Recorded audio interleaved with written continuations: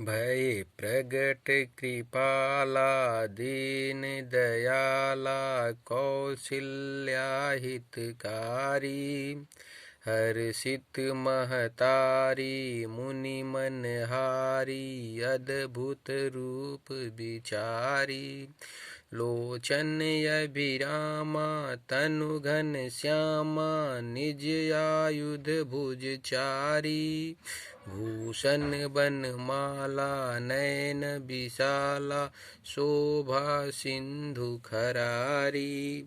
कई दुई कर जोरी स्तुति तोरी के विधि करो अनंता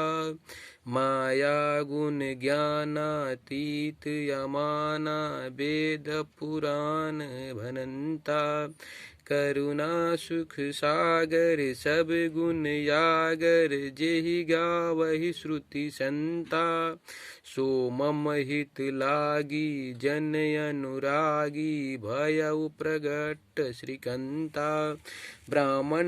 निकाया निर्मित माया रोम रोम प्रतिभेद कहे मम उर्सो बासी यह उपहासी सुनत धीर मति थिर न रहे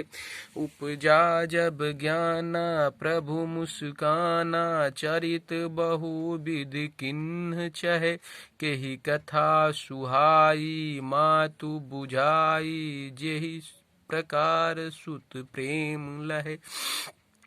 माता पुनि बोली सोमति डोली तजहु तात यह रूपा